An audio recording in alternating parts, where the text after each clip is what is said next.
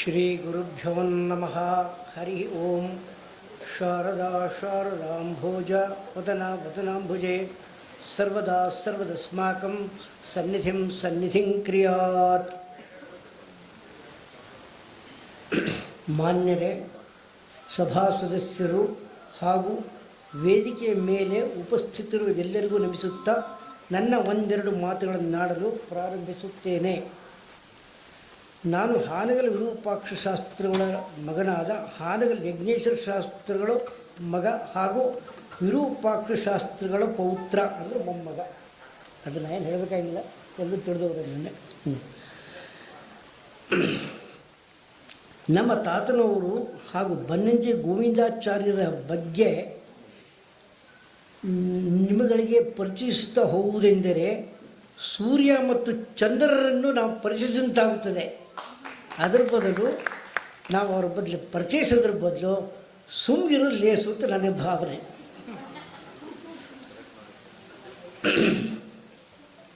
ನಮ್ಮ ತಾತನವರು ಪ್ರಕಾಂಡ ಪಂಡಿತರು ಹಾಗೂ ವೇದಾಂತಗಳಲ್ಲಿ ಪರಿಣಿತರು.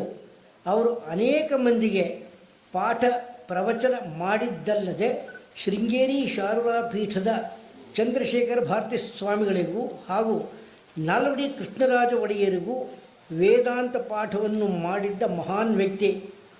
ನಂತರ ಅವರು ಸನ್ಯಾಸ ಸ್ವೀಕರಿಸಿ ಶಿವಮೊಗ್ಗ ಬಳಿ ಇರುವ ಕೂಡಲಿ ಶೃಂಗೇರಿ ಮಠಕ್ಕೆ ವಿದ್ಯಾಭಿನವ ವಾಲ್ಕೇಶ್ವರ ಭಾರತಿ ಎಂಬ ನಾಮಾಂಕಿತದಿಂದ ಪೀಠವನ್ನು ಅಲಂಕರಿಸಿದರು.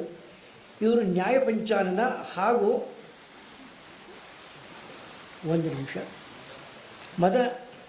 ಮದನ ಮೋಹನ ಮಾಲವೀಯರಿಂದ ಮಹಾಮಹೋಪಾಧ್ಯಾಯ ಎಂಬಂತಹ ಬಿರುದುಗಳನ್ನು ಪಡೆದಿದ್ದವರು.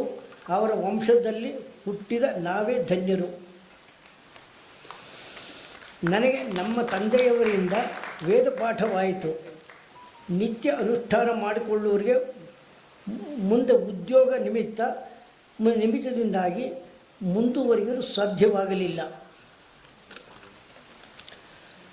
ಮುಂದೆ ನನಗೆ ಯೋಗ ಮಾರ್ಗದಲ್ಲಿ ದಾರಿ ತೋರಿದ ಬೊಂಬಾಯಿ ವಜ್ರೇಶ್ವರಿ ಬಳಿ ಇರುವ ನಿತ್ಯಾನಂದ ಸ್ವಾಮೀಜಿಯವರ ನೇರ ಶಿಷ್ಯರಾದ BHK ಪಂಡಿತರಿಂದ ಭಗವಂತನ ಸಾಕ್ಷಾತ್ಕಾರ ರಹಸ್ಯ ವಿದ್ಯೆಯನ್ನು ಹೇಳಿ ಅವರ ಬಳಿಯಲ್ಲಿಯೇ ಇರಿಸಿಕೊಂಡು ಮಾರ್ಗದರ್ಶನ ನೀಡಿದ್ದಲ್ಲದೆ ಸಂಪೂರ್ಣ ಅನುಗ್ರಹ ಮಾಡಿದರು. ಅವರು 1987ನೇ ಇಸ್ವಿಯಲ್ಲಿ ಮುಕ್ತರಾದರು. ನಾನು ಸಾಧನಾ ಮಾರ್ಗದಲ್ಲಿಯೇ ಮುಂದುವರಿಯುತ್ತಿದ್ದೇನೆ. ನನಗೆ ಮಾತನಾಡಲು ಬರುವುದಿಲ್ಲ. ಎಲ್ಲೋ ಇದ್ದ ನನ್ನನ್ನು ಗುರುತಿಸಿ ವೀಣಾ ಬನ್ನಂಜೆಯವರು ವೇದಿಕೆಗೆ